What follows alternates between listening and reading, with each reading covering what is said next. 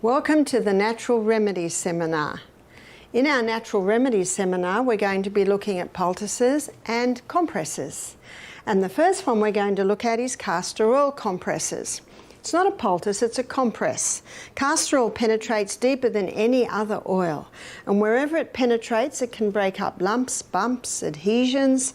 So great for cysts in the breast, for breast cancer, great for irritable bowel, great for constipation. It's very good at breaking up stones in the gallbladder, kidney stones, bone spurs. If the bone spur has been there 3 years, it might take 3 months. If the bone spur's been there 3 months, it might take 3 weeks. Little by little, the body heals, so be patient. So I'm going to make a compress. It's like a little pack. The thicker the pack, the more castor oil it can hold, and the more castor oil can go into you. Now what I've done is I've cut up an incontinence pad. I've cut it up and I've opened it up and I've put a few layers of cloth in there to make it thicker. And what I'm going to do is put masking tape on the edge. So the beauty of this is the plastic isn't really touching you. So the only thing that's touching you is the paper topping, and it's got that cloth insert, and the plastic's on the back. And the plastic is really just to protect your clothes and stop oil going everywhere, which you don't want. So I'm just going to seal those edges. And then I'm going to put the castor oil on. Now the reason why I'm doing this first, so there we have our little pack. Now to secure that, I just staple the edges. I used to stitch it with a little cotton and thread, and my staff came up with this great idea of stapling it, and it takes about a 1/16 of the time, and it holds it quite nicely. And I'm doing it now because it's going to take a little while to soak in. And what I do is I basically do the middle third, because as it soaks in, it'll spread out a little bit further. I can't hold that up now, but probably in about 15 minutes I will be able to hold it up. You see, it's such a thick oil, it just sits on top. So you've got to give it time to soak through. I haven't covered it because then there's no leeway for the excess oil to go. And also when it goes on your hot body, the oil will thin and spread out a little bit more. So you want to give a little bit of room for spreading. This compress can be used maybe every day for a month, and then you might make another one, because it's not drawing anything out of you. It's just a vehicle to hold the oil so it can go into you. And this size I've made here, that's a great size for chest, for congested chest. That's a great size for abdomen. And that could be cysts on the ovaries, it could be fibroids in the uterus, it could be constipation, it could be irritable bowel. So that's a nice size for those areas. How long would it take? Well, it depends how big it is, and it depends how long it has been there. Consistency is the key. The second thing I'm going to look at is the humble onion. Now the onion can be used cooked or it can be used raw. To use it cooked, we'll look at cooked first, and this is the first poultice that I ever did. My first daughter, I was 23 when she was born, so I think I was probably about 25 when she got an earache. And I was trained as a nurse. Even though I was a bit of a hippie and starting to grow my own veggies and all that sort of stuff, I didn't know what to do about an earache. And everyone said to me, don't play with the ears, she could go deaf. So it was really out of fear and lack of knowledge, I went to the doctor. He wrote her a script of antibiotics. I gave her the antibiotics, I didn't know what else to do. Within 24 hours, the earache had eased. When she'd finished the antibiotics, the earache came back. I did not know what to do. 6 weeks later, and 4 courses of antibiotics later, the earache comes back. But I still don't know what to do. So when I went to the doctor, I said, will my daughter be on antibiotics for the rest of her life? which I'm beginning to come to this conclusion. He was challenged by my question. So he sent me to an ear, nose and throat specialist who looked in Emma's mouth, then her ears, and he said, she's teething. Give her these drops to keep the eustachian tubes clear. And that was it. So let's fast forward 2 years later. Next child is 18 months and gets an earache. I do not go to the doctor and I don't tell anyone. I have to do something though. So I went to the lady that lives next door. So I was, 26 or 27 by now. She's 85. I said, what did your mother do when you were a little girl and you had an earache? She said, Mum would steam up an onion on the stove.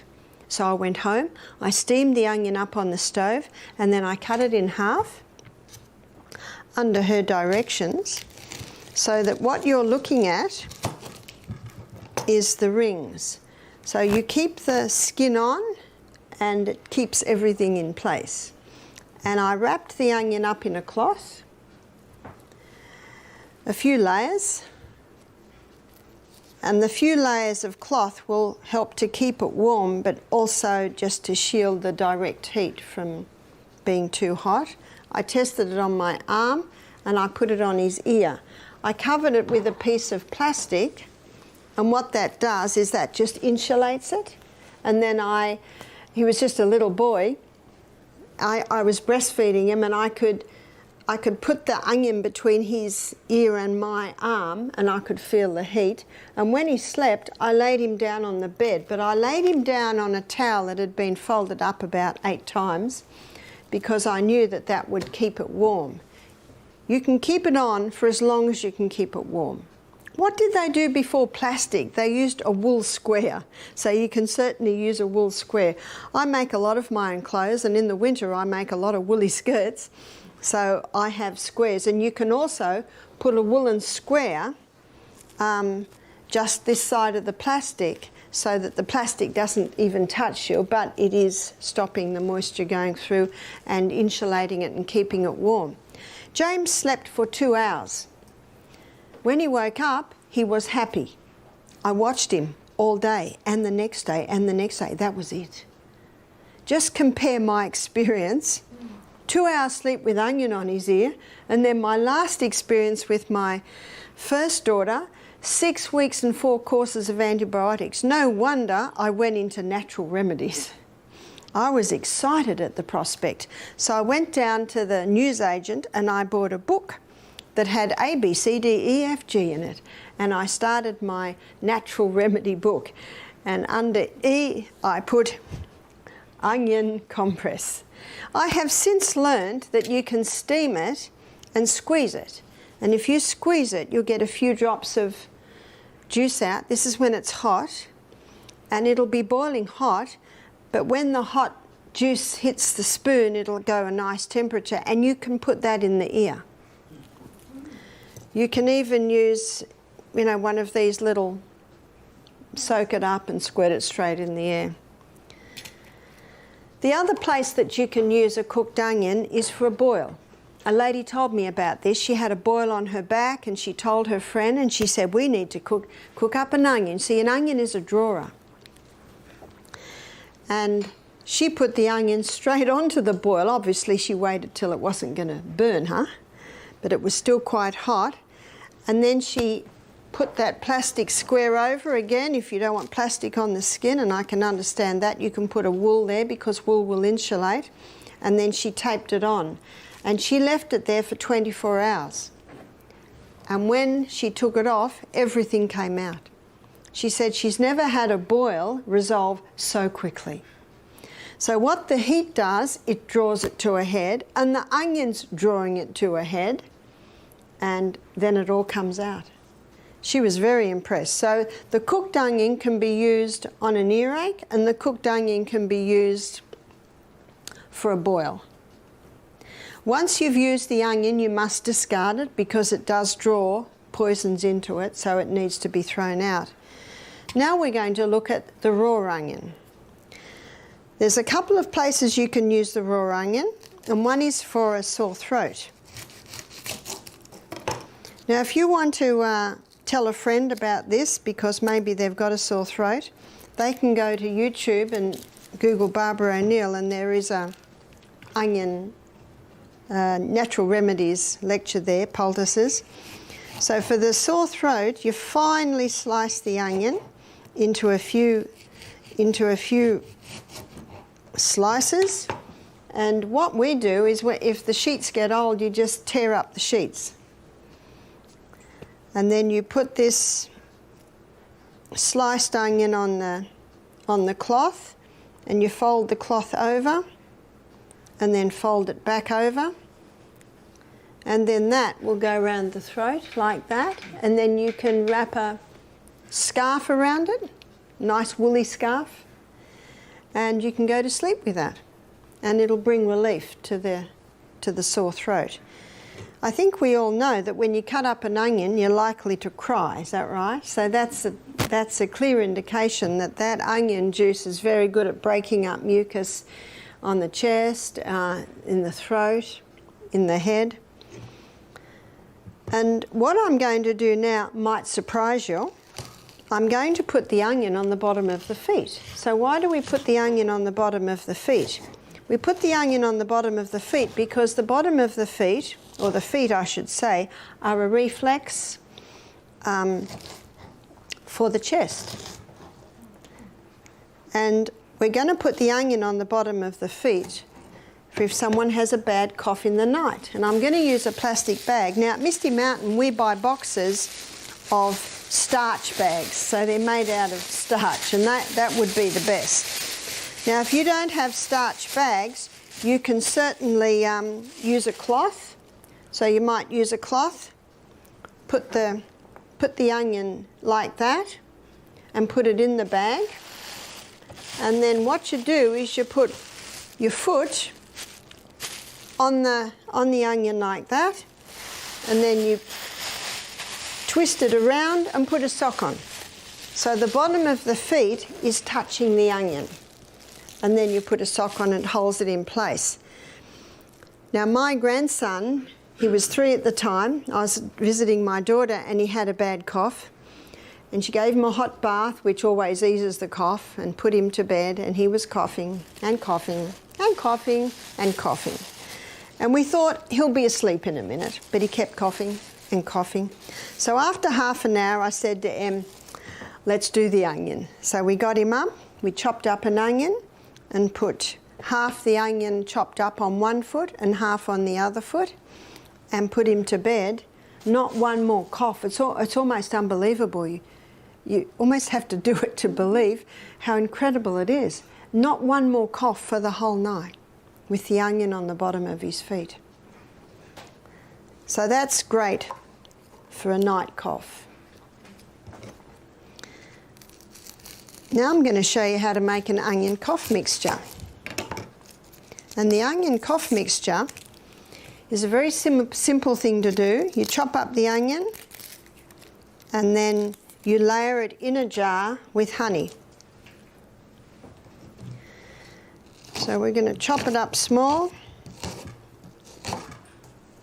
Of course, the smaller the better, because the larger surface area you'll have.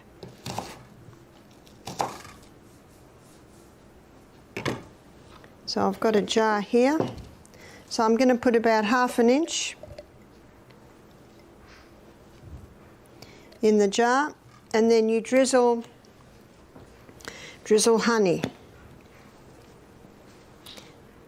Probably about a teaspoon. And then another layer of onion. Again, ½ an inch, and then another drizzle. Oops, that was a bit heavy-handed, doesn't matter.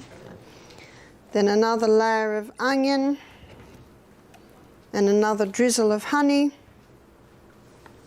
and a final layer of onion. So if you had a house full of people that had a bad cold or a bad cough, you might chop up another onion and fill your jar.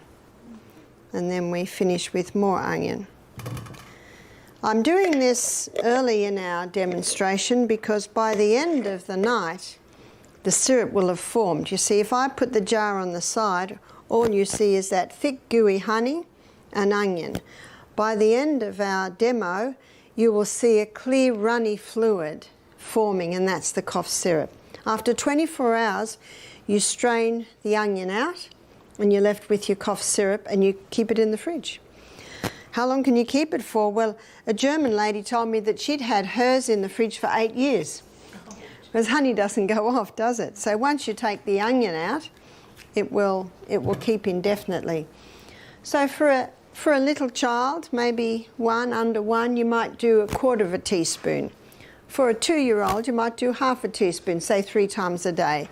For a child from about 10 above, you might do a teaspoon 3 times a day.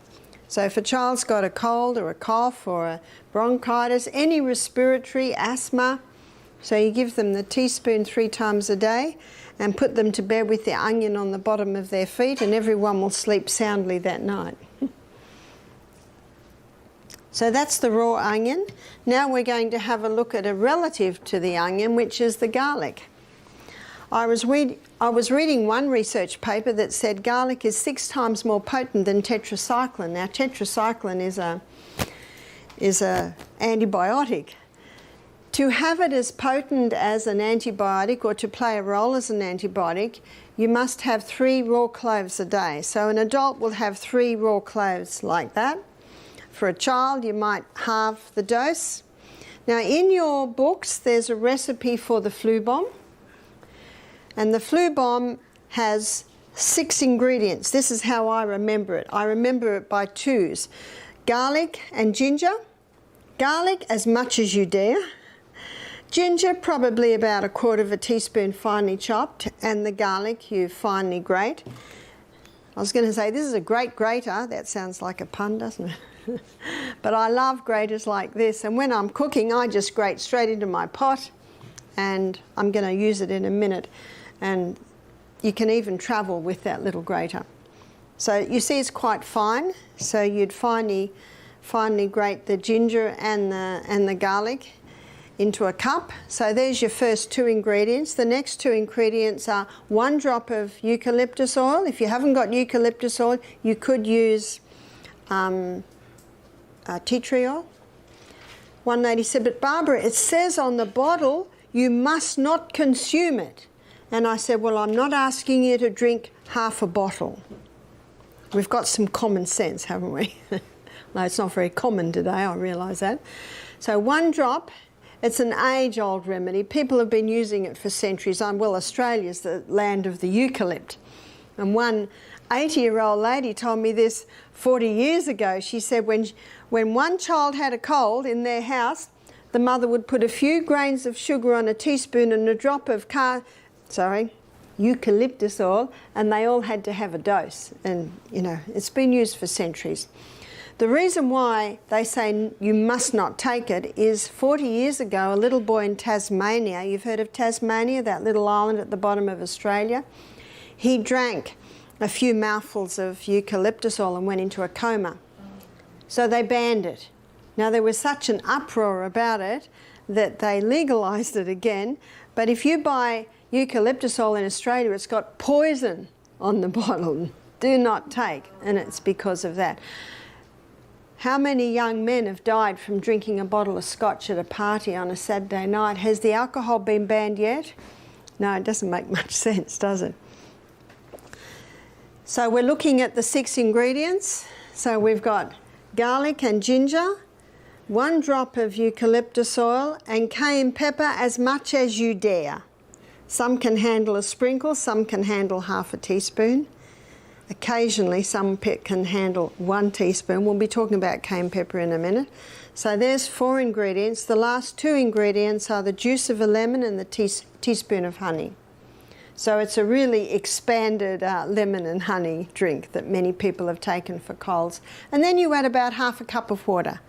So if you feel a cold coming on, flu, any respiratory, of course, what's all the go at the moment is COVID. You take a flu bomb 3 times a day and it'll be gone in 3 days.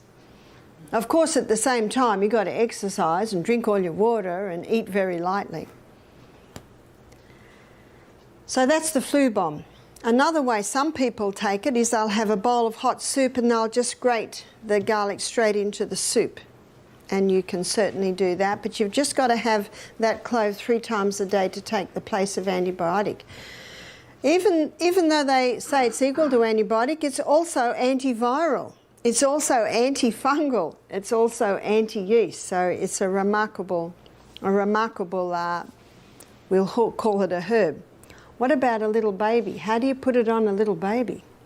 Well, you finely slice a couple of slices, and then you bind it to the bottom of their feet. So this can be done for a little one, and I'm going to do it with a piece of paper towel, which you certainly can do it with, and you cut a strip. So what I used to do it with was a piece of cloth, but you certainly can use some paper towel, and you'll see why, excuse me, that's important. So I'm putting 2 slices of garlic there, and then I'm folding it over, and then that is wrapped onto the bottom of the baby's foot like so. So can you see what I've done here? The garlic does not touch the skin. If the garlic touches the skin, it will cause a blister. Now, it won't really hurt the baby, it's just then you'll have a blister and you won't be able to apply the garlic till the blister heals. But if you put a piece of cloth or paper between the skin and the slices, it will not blister. I used to then put a sock on or a little bootie. My son James was having a lot of chest problems, so I often did this to him, and he was 3. And I'd put his sock and his shoe on, and he'd go outside to play, and every foot he takes, he's treading on the garlic, and so the slices allow the garlic to be taken up little by little. It takes 1 minute for 1 drop of blood to go right round the whole body, and within a few minutes you could smell the garlic on James' breath. So that's how you can do it to a little one, to a baby, is on the soles of the feet. But remember, you don't put it straight on the feet. Onion you can, but not the garlic. The onion, when you put the foot goes straight, rests straight onto the slices of, or the chopped up onion, but not the garlic. Now, our castor oil has soaked through. You see that? Yeah. So that's ready to apply. And you can also make it early and even fold that over and put it in a little bag and keep it for a later date. Now, when you are using the castor oil, probably about every 2 days, you might find it drying a little, and then you'll add a little bit more castor oil. So you might find if you're using it for the month, you'll apply the castor oil every couple of days. So I'll tell you an incident that I had recently with the castor oil. I have to give you a little bit of background. When I lived in the rainforest for many years, whenever we drive through the creek to go out of the property, we'd lose our brakes. So I got used to driving with my clutch. So I'd slow down using my clutch. Meanwhile, I'd be pumping my brakes, because sometimes it would take half an hour before I had proper brakes again. I just got used to driving like that. So let's fast forward to, where are we? 25 years later, and we mostly have automatic cars, but my husband recently bought a car that was gears. And when I started driving it, you know the pathways we have in our brain, we're going to look at this on Saturday morning, I just flipped back into my old way of round the corner, I'd use gears. And when I was slowing down, I'd use my gears. So my left leg is getting a lot of use, especially because this was a 4-wheel drive. It was sort of and I'm just a little lady, so it took a lot of strength. After 2 weeks, my leg began to hurt from my knee down, and I thought, well, I've just overdone it. And I've just overdone it, and my leg is not used to it. So I went over to the automatic car again. A month later, my leg is still sore. Now, when it's still sore, you got to put your detective hat on and go a little bit further. So I saw my son, who is trained in remedial massage, and he's fairly brutal, is my son. He just tells me to breathe. It hurt. And he said, Mum, you've had an old injury on this leg. And I had. And I remember 10 years ago, I was walking down steps and I was talking as I was walking and I tripped. And the point of the step, my shin went straight on it. It hurt. I put a poultice on it for a few days and then that was enough and I was fine. But I always had a little bit of a dent there, so I must have maybe dented the bone or something. I don't know. Never gave me a moment's trouble after that. And he picked up that an old injury, can you see we've got a few threads coming together? An old injury, overdoing the leg, and now I'm in pain. And he said, this has got a lot of scar tissue there, which I'd never had pain there. And Peter was brutal. And I decided to choose a gentler way to break up the scar tissue. So I made a castor oil compress. I probably made it half that size. And I bound it onto my leg, my shin area, down near my ankle. And I wore it 24/7. I wore it to bed. I wore it through the day. I just wore it. I think I wore it for a month. After a week, I went and let Peter do another session on me and I'd forgotten how much it hurt. I didn't see him again. But the point of my story is I wore it 24/7 for a month and I noticed no pain. I have absolutely no pain there now.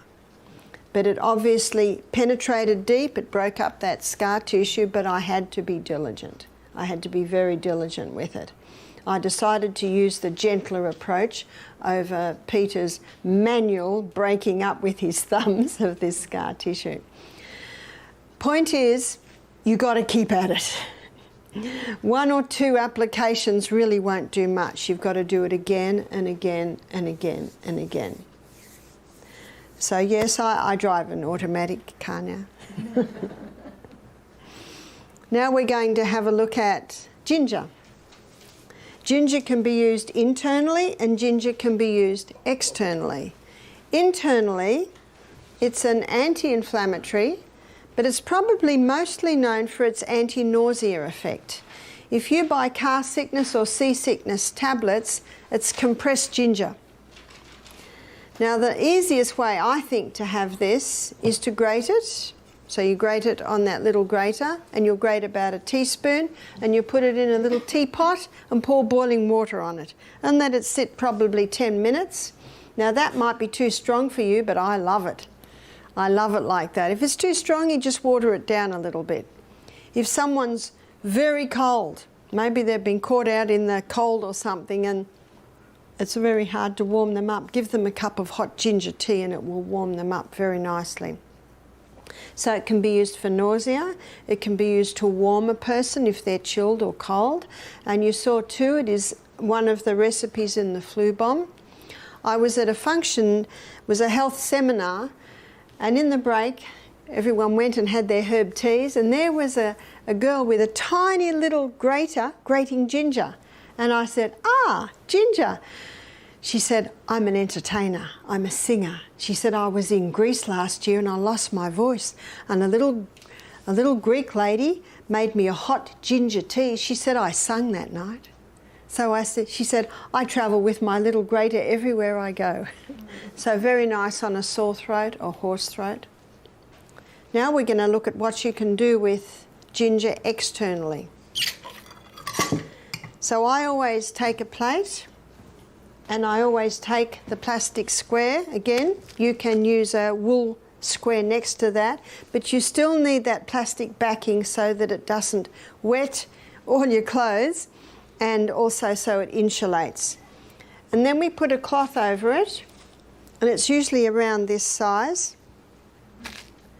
And then I grate straight onto it. So why would I use a ginger poultice? I would use a ginger poultice for an inflamed joint. So the easiest way to remember this is ginger is for joints. So that would be gout, it would be arthritis, also a sore back, an inflamed back. Now when someone's got an inflamed back, they usually put a hot water bottle on it, is that right? But if the back is hurting because of inflammation, the where's my knife? Here. The hot water bottle will relax, and you know the reason why the hot water bottle relaxes is because when we're in pain, the muscles around that area tighten and cramp. Basically, they go out in sympathy with the pain. And you put a hot water bottle on that and it relaxes those cramping muscles. So you do get some relief, but it does not help the inflammation. It can even make it worse. But ginger, if you apply a ginger poultice anywhere where there's inflammation, the ginger pulls the inflammation out of the joint to the skin and the skin gets really hot. So if you apply this to the lower back, the heat relaxes the muscles, and yet the ginger is reducing the inflammation. So you do about that much, and then how you make the poultice is you put the left side over and the right side over, and the bottom comes up and the top goes down. So you can see I've made like a little package there. And then I turn that over, and the part that's touching the skin is where you've just got one layer. And the beauty of this little package also is that you've got a few layers behind, so that if it is quite wet, it will help to soak up any drips. And then you will apply that to the area. Now let's say that I have an inflamed joint, then you would apply it to the area there. But you can see even with the plastic on that, not much is touching the skin. It's only the very edges. And then you bandage that on. Now, if someone has an inflamed joint, say a wrist or an ankle or a knee or toes, we apply the ginger poultice, or even in a sore back, we apply the ginger poultice maybe about 6 o'clock in the evening. And within half an hour, if there's inflammation in there, the skin gets very hot. And then the person has the choice when they're going to bed, is that heat all right? Because if it's too hot, they can just take it off. But if it feels good to them, they can go to sleep. If you put it on just before bed and the skin gets really hot, it could wake up and cause discomfort. But when people have gout or arthritis, the heat is usually very, very nice. And again, for a sore lower back, it's very nice because, again, it pulls the inflammation out of the joint, and the heat relaxes those muscles that tend to cramp whenever there's pain. So I'll tell you the story of a lady who saw my lecture on YouTube. She emailed me the story, and she put the ginger poultice on her sore knee. She was so excited it reduced the pain by 50%. The skin did get hot. You see all the inflammation's being drawn out. So the next morning she made another one. And then she made another one for overnight. And when she woke up in the morning, the skin was all swollen and blistered. She said, "What have I done?" I said, "You've overdone it." You've just overdone it. You've just pulled too much inflammation out and it's irritated the skin. So if you do have an inflamed joint anywhere, just do it maybe for 4 hours in the afternoon or even overnight, but just don't do it non-stop because, again, you can inflame the skin. Not a problem, because you just have to leave the skin, maybe put a castor oil compress on that knee until it settles right down. One lady said, "My skin's burning." And I said, "Actually, it won't burn, but what's the joint like?" And she said, "Oh, actually, it's good." We had one lady and she said, "I've got this swollen finger, the joint was swollen twice the size." She said, "This has been paining me for 2 years." So we made a tiny little ginger poultice, put it over, put a little bit of plastic over it to insulate, and then taped it on. And this is called a paper tape. This is a really soft tape on the skin. In the morning, she was so excited, the joint had gone right down and she could move her finger. That was just one night. Sometimes it takes more than one night.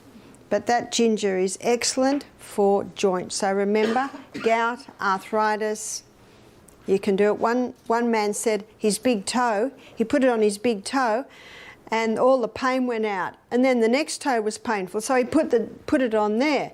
Then the next night, it was okay and had gone to the next one. He said it was jumping toes. I said, "Did it go to the next foot?" He said, "No." So again, you're just listening to the body. Now, this poultice, once it's used, because it's vegetable matter, has to be discarded, but you could make it in the afternoon and fold it over like that and use it that night. Now we're going to make a potato poultice. Now, I just told you that the ginger is for joint, where the potato is for tissue. The potato is very, very gentle. Potato can be used on sore eyes, conjunctivitis. So again, we're going to put our plastic down and put our square down and use potato. So potato is used for tissue inflammation. So swollen eyes, sore eyes, red eyes. It can be used for ingrown toenails. It can be used for a splinter that you couldn't get out. So tissue inflammation. Sprained ankle, very good on sprained ankle. So the lady that had the swollen knee because she did too many ginger poultices, I said to her, put a potato on. Potato is very cooling, so it's great for all tissue inflammation. The potato is also a drawer. So again, you spread that out. My girlfriend rang me one day, when this is years ago, when she had babies and so did I, and I could hear her little boy just crying and crying. I said, what's the matter with Louis? She said, I don't know what's happened, but his little penis is twice the size. He was 10 months old. What are you going to do? And if you go to hospital, what are they going to do? I said, quickly make up a potato poultice. Any tissue swelling, the potato poultice. So she made up a poultice, maybe about that size. See, it's very cooling. And she laid it on the area. She put his nappy, you call it a diaper, and the little fella, within 5 minutes, it must have really soothed it, he fell asleep. You see, that just soothes any tissue that's swollen. She said he slept for 2 hours. What does that tell you? He's not in pain anymore. She said when he woke up, he was happy. She quickly changed his nappy or diaper and everything was back to normal. Now, sometimes you don't know what it is. Just, if in doubt, just use that grated potato. So what would it have been? Well, her little boy was crawling around the floor of their hippie home. You don't know whether he got a little bit of dirt in there or whether there was a bite. Sometimes you don't know, and you're not going to play around with that area. So can you see, with the ginger, you would never put the ginger on tender areas, but the potato is very soothing and cooling. You would do that. I'll tell you the most remarkable story I've had with the potato. When I lived in the rainforest, there was a guy who lived on our property at the end of our paddock, you call it a field, in a caravan. He was a real hippie, and he was sickling the grass. You know what a sickle is? With bare feet. So what's going to happen next? The sickle went into the back of his ankle. Now, I heard about it, but I didn't see him for a few days. And one of the guys said, have you seen Chris? His foot's up like a red balloon and there's a red line going up his leg. And he's lying in bed smoking marijuana, waiting for nature to heal. The body will heal if you give it the right conditions. And one of the problems with the marijuana, it was dulling the pain, but the pain was telling him to do something. So I said, we'll bring him up. So they brought him up, and the first thing I do, and Vanessa will show you this tomorrow night, I got 2 buckets of water, one hot, one ice cold. And I put his foot straight into the hot water. Now I had his foot in my hand, and I was just watching his face. If it was too hot, I put a bit of cold in, because that first one can be, hard to take. 3 minutes. See, after 3 minutes, the blood slows down. So then you put it into the ice cold and everything moves up again, as Vanessa will explain to you. While it's in the cold, I put a little bit more hot water in the hot. And then so 30 seconds in the cold, after 30 seconds, things are slowing down, so you bring it back into the hot. So I did that 3 times, 3 hots and 3 colds. His pain had reduced by 50%. See, what that does is it brings fresh blood into the area, which drives old blood out, which gets the inflammation down somewhat. And then I made a very big grated potato poultice. You see, he had a wound that had healed on the outside, and it had not healed on the inside. And tetanus happens in an area of a wound that hasn't healed from the inside and sealed on the outside, and there's an element of horse organism. Well, we had a horse in the paddock, so he was a perfect environment for tetanus. So I put a big grated potato poultice on his foot, and I said, come back in 2 hours. He could limp now. So just that reaction tells me we're getting results. When he came back after 2 hours, I took this off and the wound was oozing, and the red line had gone down about 4 inches. Now, if he was still in pain and the red line hadn't gone down, we would take him straight to hospital. You know, if in doubt. But we're an hour from hospital, so we could see results. And he did not want to go to hospital. So if he didn't want to go to hospital and we could see he was dying, we'd take him. Of course you do. So I did hot and colds again, and I did another grated potato, and I said, come back again at 6 o'clock, another few hours. And every time he came back, the line was going down, down, down, and the foot was going down, down, and the foot was still oozing. See, this draws. And when you took it out, you could see the area where it was drawing. And then he put the grated potato on, we put it on after another hot and cold all night. He came over in the morning, we did another hot and cold, and the red line was gone. And the foot was just about back to normal. Looked like a dried prune, but you don't care about that. You just want that to go down. He said, what'll I do now? And I said, you might be right now. I said, see how it goes, but if it starts to hurt, if it starts to throb, and if that seals, we need to do all that again. So I basically left it with him then. But it healed. You can imagine that could have been a very serious situation. So that was quite remarkable. I've also seen this draw out splinters. You know, sometimes you get a splinter in a finger that's just too painful to get out. If you put the grated potato on, it'll keep that swelling down. It will not get pussy or what they call infected. And usually after a couple of days, you can just get a needle on the tip of it, press it, and it'll usually just come out. I've just seen that happen a few times. So the grated potato can be used in all areas of tissue inflammation. Now we're going to have a look at cayenne pepper. Cayenne pepper, we've got cayenne pepper in this little container here. Cayenne pepper is a remarkable herb. Some people say we shouldn't use it because it's a stimulant. It is not a stimulant like caffeine or alcohol or marijuana is a stimulant. It's a blood stimulant. That means it's good because Leviticus 17:11 states that the life of the flesh is in the blood. So anything that moves blood is going to be helpful. There's a book you can get. It's by Sam Beiser. It's called Curing with Cayenne. And he shows in that book that you put cayenne with any other herb and it'll intensify that other herb's action. It's a blood stimulant. It can be used internally and it can be used externally. And I think in your book it shows how it does 3 main things internally in the blood. It thins the blood, it strengthens the arterial walls, and it opens the capillaries. So let me tell you about an experience I had a few years ago. It was one of our retreats. I got the call, lady'd had a heart attack. I was only 3 minutes away, that's why you have to be fit.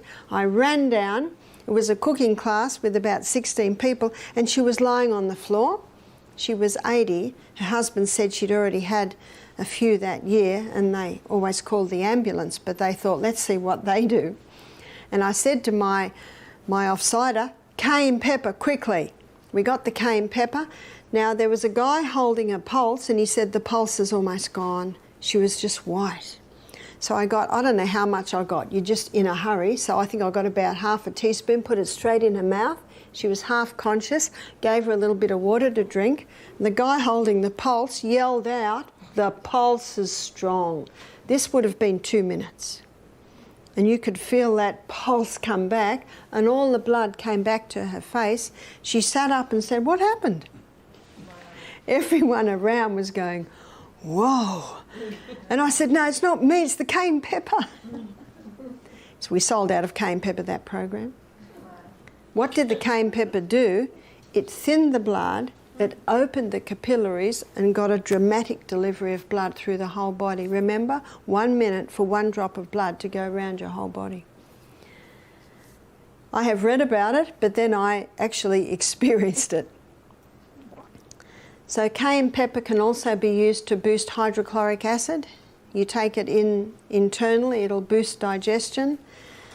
Cayenne pepper can also ease a sore throat. Remember, it's in the flu bomb. It might give it initial tingle, but then when that tingle settles down, it eases it.